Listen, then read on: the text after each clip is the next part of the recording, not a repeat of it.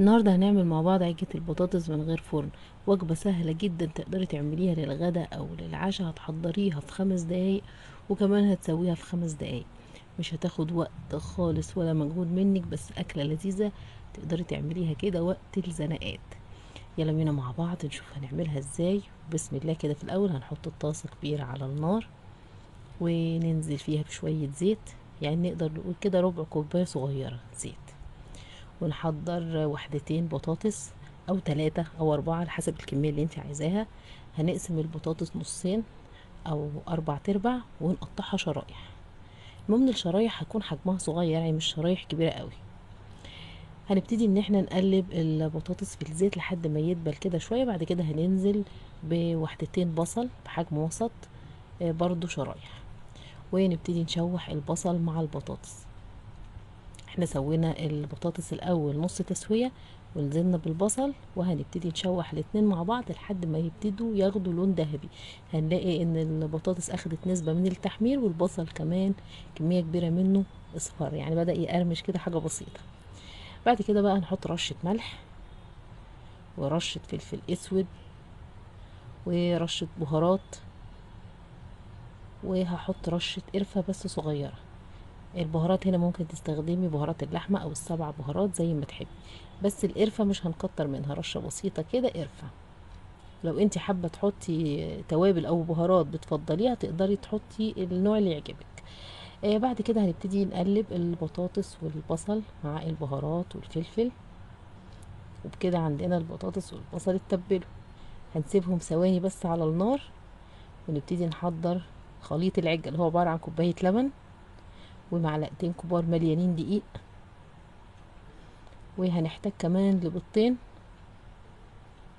وهنبتدي بقى نحط نص معلقة صغيرة ملح وربع معلقة صغيرة فلفل اسود وبهارات، وبرضو رشة قرفة، ومعايا ربع معلقة صغيرة جنزبيل بودر. ونقلب ناخد خليط العجة ونبتدي نروح بقى تاني على البوتاجاز.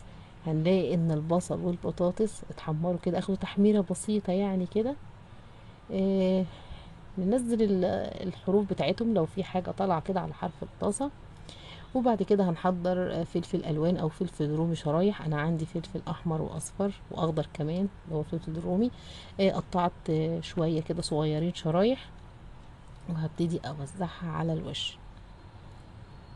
اي نوع فلفل عندك، حتى لو فلفل حار مفيش مشكله خالص. هنوزع الفلفل على الوش الاول قبل ما نحط خليط العج. في المرحله دي النار عندي هاديه جدا. انا كنت الاول بحمر البصل والبطاطس على نار وسط، علشان البصل يعني ما يتحمرش بسرعة كده ويبتدي يتلسع. عايزاه ياخد لون خفيف على نار وسط. بعد كده خليت النار هادية، وحطيت الفلفل وحطيت كمان شوية من الزيتون. وهننزل بخليط العجة اللي هو عبارة عن لبن ودقيق، ونغطي دقيقتين 3 بالظبط على نار هادية. هنلاقي ان العجة استوت من تحت واخدت لون جميل جدا. نشوف الحرف بتاعها كده، نرفعها بأي حاجة بمعلقة كده مثلا او بالسباتولا، هنلاقي ان الحرف بقى دهبي. نحط صينية على الوش ونقلبها. كده العجة خلصت. هسيبها كمان دقيقتين 3 على نار هادية، هنلاقيها استوت. لو حابين ان انتوا تزودوا جبنة موتزاريلا، يبقى على طول اول ما هتقلبيها في الطاسة هتحطي الجبنة الموتزاريلا وشوية زيتون وتغطيها تاني، وبرضو على نار هادية هتسيبيها من دقيقتين ل3. هنلاقي ان الجبنة ساحت والعجة من تحت كمان استوت. طريقة سهلة جدا. يبقى في حال ان انت هتزودي جبنة هنحطها بعد ما نقلب العجة على الناحية التانية، هنحط جبنة موزاريلا وزيتون.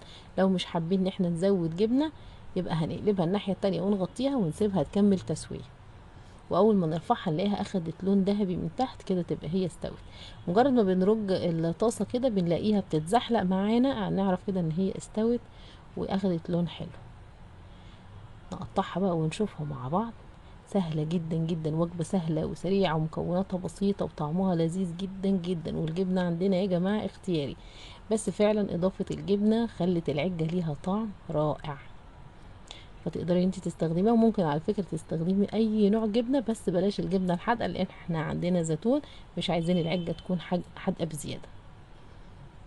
البطاطس مع البصل الكميات برضو زي ما تحبي، المهم ان النتيجة ممتازة، طعم لذيذ جدا، ووجبة سهلة هتعمليها في كام دقيقة، وان شاء الله لما تجربوها هتعجبكم. والسلام عليكم.